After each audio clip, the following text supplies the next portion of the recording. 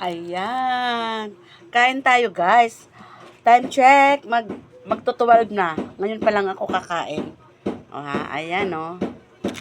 Ito lang ang pagkain ko. Buwad na may munggo. Ayan. Kita ba? Ayan. Tapos, may konting kamote. Ayan. Tapos ito. Pipino at saka dragon fruit. Ang sarap. Nilagyan ko lang ito konting asin. Wala na. Wala nang maraming arte-arte. Ano, asin kita. Diba? Kain tayo. Ngayon lang ako nakakain kaya. Nabilis ako. Alam nyo guys, yung munggo ko.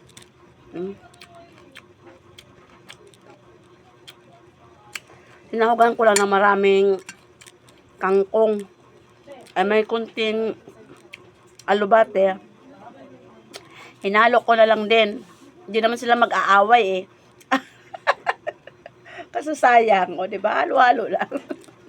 Hindi ko na ginisa yan guys. Talbog-talbog lang yan lagay sa kaldero. Sarap.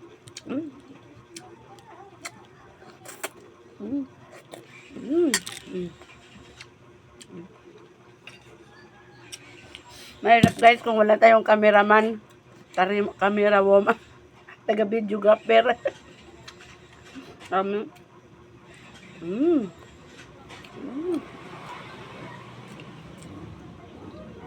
Kan tayo.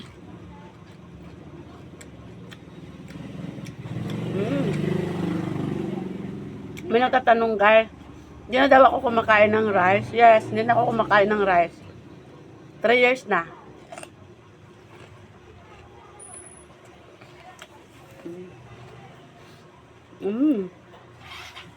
At bakit daw hindi naman daw ako pumapayat?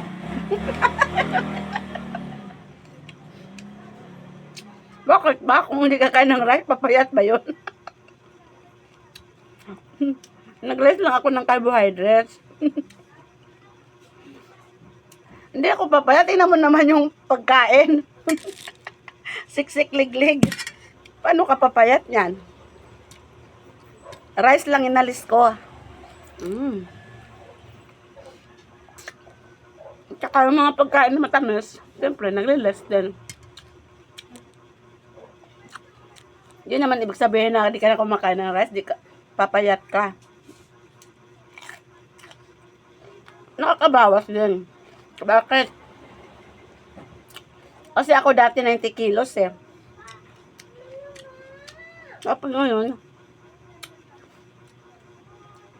ilang taon din ako nag-60, 61. Ngayon talaga nag-65 na ako. Kasi hindi ko na yung ibang pagkain, hindi ko nababantayan.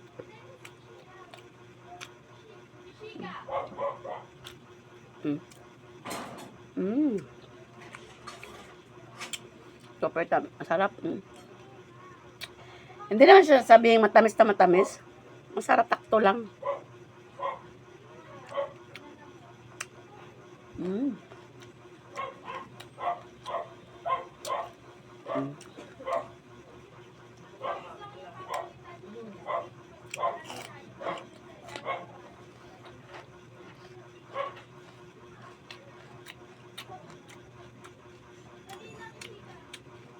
Sarap talaga malutong.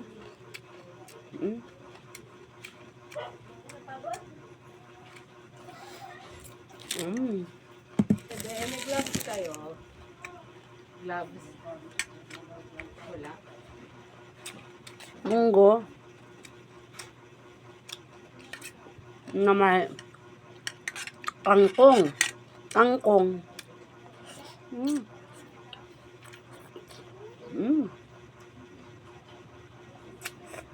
Sabi niya, munggo daw ihalo ang palaya or alubate. Ito nga, kangkong, hindi naman nag-aaway.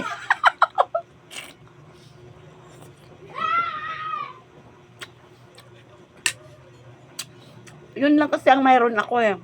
Diba? Kung anong mayroon dyan, lagay mo na. Ayan, tikman natin tong daing na dalagang bukid. Tebe, may plastic kayong ganito, tebe. Wala rin daw. Sarap. Sarap. Thank you for watching guys. God bless all.